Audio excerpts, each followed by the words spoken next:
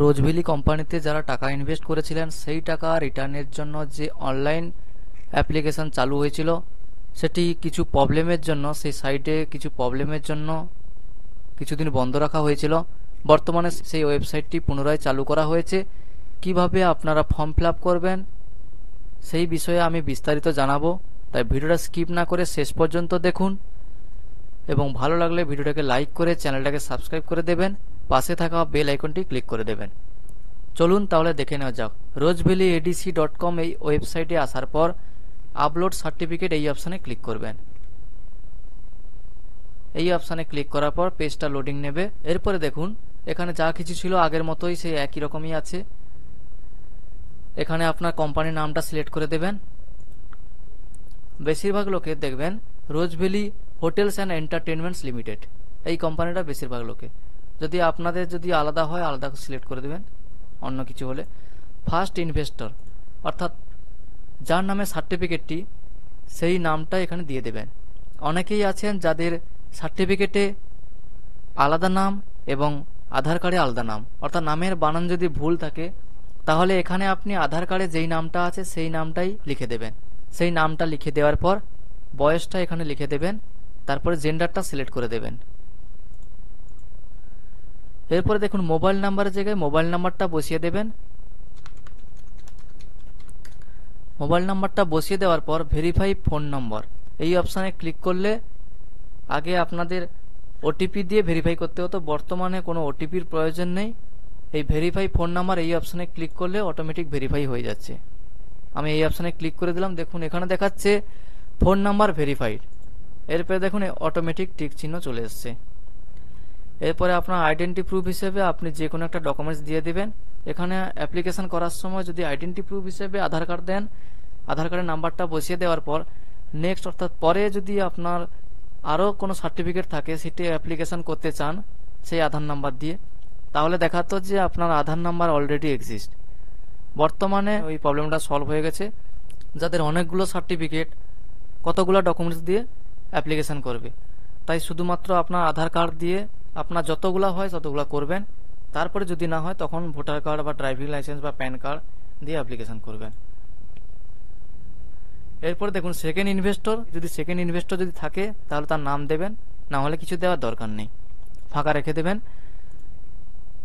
এখানে দেখুন এই যে নেম অফ জয়েন্ট অ্যাপ্লিক্যান্ট এখানে ফাঁকা আছে, আপনি এরকমই ফাঁকা রেখে দেবেন।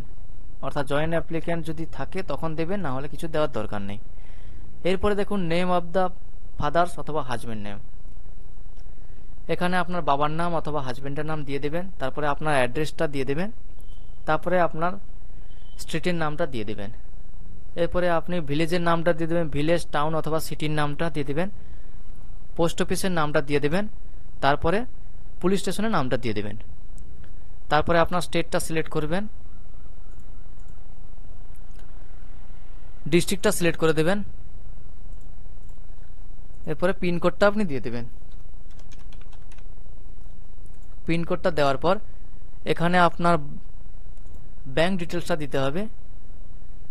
এখানে দেখুন একটা সমস্যা ছিল আগে, গ্রামীণ বিকাশ ব্যাংকের যাদের অ্যাকাউন্ট তারা অ্যাপ্লিকেশন করতে পারছিলেন না। বর্তমানে সেই গ্রামীণ বিকাশ ব্যাংক এখানে অপশান চলে এসছে। এই বঙ্গীয় গ্রামীণ বিকাশ ব্যাংক দিয়ে আপনারা অ্যাপ্লিকেশন করতে পারবেন। এরপরে আপনার ব্রাঞ্চের নামটা দিয়ে দেবেন, তারপরে ব্রাঞ্চ কোড নাম্বারটা দিয়ে দেবেন, তারপরে সেভিং ব্যাংক অ্যাকাউন্ট নাম্বারটা দিয়ে দেবেন। এরপরে এমআইসিআর কোডটা পেয়ে যাবেন আপনার ব্যাংকের পাসবইতে। যদি না থাকে আপনি গুগল থেকে সার্চ করে নিতে পারেন। আইএফএসসি কোডটা আপনার ব্যাংক পাসবইতে পেয়ে যাবেন। এরপরে দেখুন এখানে যে আছে সার্টিফিকেট নম্বর অথবা বন্ড নম্বর, সার্টিফিকেট নাম্বারটা আপনি এখানে পেয়ে যাবেন। এখানে দেখুন বুকিং ফর্ম নম্বর, এটা হচ্ছে সার্টিফিকেট নাম্বার, এই নাম্বারটা আপনি এখানে দিয়ে দেবেন। দিয়ে দেওয়ার পর name of the certificate holder, এখানে সার্টিফিকেটে যেই নামটা আছে সেইটাই দেবেন। দেখুন এখানে আপনি ফার্স্ট ইনভেস্টরের নাম হিসেবে আপনার আধার কার্ডে যেই নামটা আছে সেই নামটা দেবেন। যেহেতু আপনি আইডেন্টি প্রুফ হিসেবে আধার কার্ড আপলোড করছেন, তাই আধার কার্ডে যেই নামটা আছে সেই নামটা আপনি এখানে দিয়ে দেবেন। এরপরে সার্টিফিকেটে যে নামটা আছে এখানে দেখুন দেওয়া আছে name of the certificate holder. এখানে সার্টিফিকেট যদি ভুল থাকে সেই ভুলটাই এখানে দেবেন। দিয়ে দেওয়ার পর দেখুন ডেট অফ ইনভেস্টমেন্ট, আপনি কত তারিখে ইনভেস্টটা করেছিলেন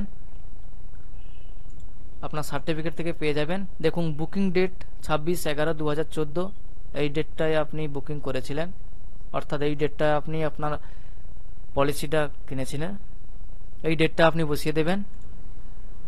এরপরে অ্যামাউন্ট অফ ইনভেস্টমেন্ট, আপনি কত টাকা ইনভেস্ট করেছেন। দেখুন এখানে 30,000 টাকা ইনভেস্ট করা হয়েছে, এই অ্যামাউন্টটা ওখানে দিয়ে দেবেন।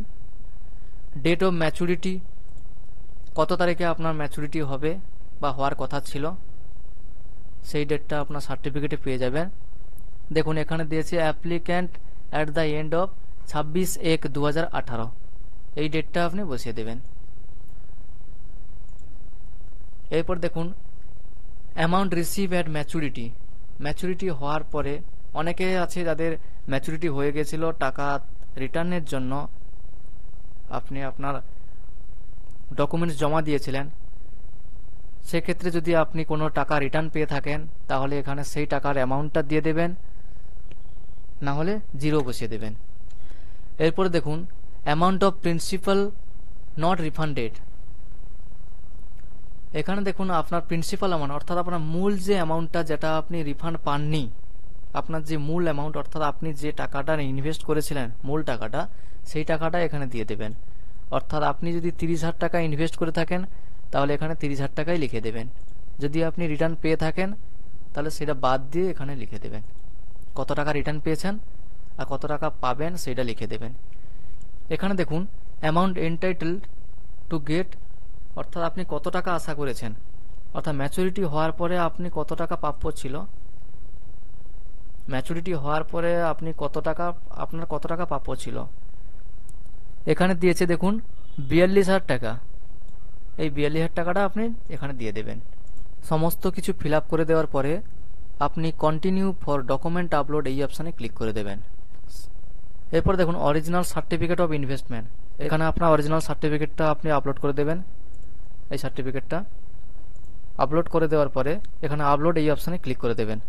এরপর দেখুন original copy of acknowledgement if certificates R submitted to the company at maturity for refund, আপনার যদি ম্যাচুরিটি হয়ে গেছিলো, আপনি রিফান্ডের জন্য আপনার যদি সার্টিফিকেট অফিসে জমা করে থাকেন তাহলে তার বদলে যে রিসিভ কপিটা দিয়েছিল সেই রিসিভ কপিটা এখানে আপলোড করে দেবেন। তখন আপনি 1 নম্বর ঘরে যে আছে অরিজিনাল সার্টিফিকেট অফ ইনভেস্টমেন্ট, এখানে আপনার অরিজিনাল সার্টিফিকেট তো অফিসে জমা দিয়ে দিয়েছেন, তার বদলে আপনার যদি জেরক্স কপি থাকে জেরক্স কপি এখানে আপলোড করে দেবেন। দেখুন অফিসে জমা দেওয়ার পরে যে রিসিভ কপিটা পাবেন সেটা এরকমই দেখতে হবে। এখানে দেখুন এই একটা রিসিভ কপি, এরকম রিসিভ কপি আপনারা পেয়ে যাবেন।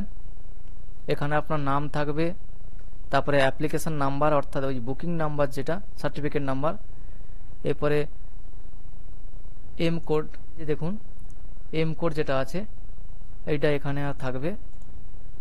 এরপরে কত টাকা আপনি রিফান্ড পেয়েছেন সেইটা লেখা থাকবে, এখানে সিগনেচার থাকবে, ডেট লেখা থাকবে। এইরকম একটা রিসিভ কপি আপনারা পেয়ে যাবেন। সেই রিসিভ কপিটা এই 2 নম্বর অপশানে আপলোড করে দেবেন এবং 1 নম্বর অপশানে আপনারা আপনার সার্টিফিকেটে যদি জেরক্স কপি থাকে সেটা আপলোড করবেন। 3 নম্বর অপশানে দেখুন আপনার আইডেন্টি প্রুফ হিসেবে pan card, Aadhaar card, driving licence, আপনি ফর্ম ফিল আপ করার সময় এখানে যেহেতু আপনার আধার নাম্বার দিয়েছেন আইডেন্টি প্রুফ হিসেবে, তাই আধার কার্ডটা আপলোড করে দেবেন। অরিজিনাল অ্যাড্রেস প্রুফ হিসেবে আপনি passport, voter card, Aadhaar card, driving licence, electric bill, telephone bill, ration card যে কোনো একটা দিয়ে দেবেন এখানে, দিয়ে আপলোড এই অপশানে ক্লিক করবেন। এরপরে photocopy of the front page of bank passbook, bank পাসবুকের ফ্রন্ট পেজ অর্থাৎ যেখানে আপনার bank account number, IFC code, MICR code আছে, সেই কপিটা আপনি এখানে স্ক্যান করে আপলোড করে দেবেন। তারপরে যে 6 নম্বর অপশান আছে ফটোকপি অফ চেক, এখানে চেক যদি আপনার থাকে তো আপলোড করবেন, না হলে ব্যাংক পাসবুকের ফ্রন্ট পেজ আপলোড করে দেবেন। আর যদি আপনি চেক নিতে চান তাহলে চেক ব্যাংকে অ্যাপ্লাই করলে 15 দিনের মধ্যে আপনারা চেক পেয়ে যাবেন, তারপরে আপনি ফর্ম ফিল আপটা করবেন। আমি ডকুমেন্টসগুলো আপলোড করে দিচ্ছি।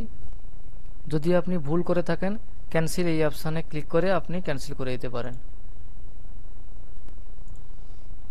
সব কিছু আপলোড হয়ে গেলে এখানে সাবমিট যে অপশান আছে এই অপশানে ক্লিক করে আপনি সাবমিট করে দেবেন। এরপরে দেখুন এখানে আপনি আপনার সার্টিফিকেট নাম্বার দিয়ে চেক করে নিতে পারবেন আপনার ফর্মটা সাকসেসফুলভাবে সাবমিট হয়েছে কিনা। এবার সার্টিফিকেট নাম্বারটা আপনি দিয়ে দিবেন। নাম্বারটি দেওয়ার পর এখানে যোগফলটা বসিয়ে দেবেন, দিয়ে সার্চ এই অপশানে ক্লিক করবেন। ক্লিক করার পর দেখুন এখানে নাম দেখাচ্ছে, সার্টিফিকেট নাম্বার দেখাচ্ছে, অ্যাকনলেজমেন্ট নাম্বার দেখাচ্ছে এবং ইনভেস্টমেন্ট অ্যামাউন্ট কত টাকা ইনভেস্ট করেছেন সেটা দেখাচ্ছে। স্ট্যাটাস দেখাচ্ছে your application is pending for approval, verification will be started shortly. যদি অ্যাকনলেজমেন্ট সার্টিফিকেট ডাউনলোড করতে চান রেড কালারের যে লেখাটা আছে এই অপশানে ক্লিক করে আপনি ডাউনলোড করে নিতে পারবেন। এখানে প্রিন্ট করতেও পারবেন। এখানে দেখুন কিছুটা প্রবলেমের কারণে এখানে নামগুলো আসছে না, পরবর্তীকালে আপনারা চেক করবেন এখানে সবকিছু ফিল আপ হয়ে চলে আসবে এবং এখান থেকে আপনারা প্রিন্ট করে নিতে পারবেন। বর্তমানে আপনারা রিসিভ কপি হিসেবে এই কপিটা রাখতে পারেন।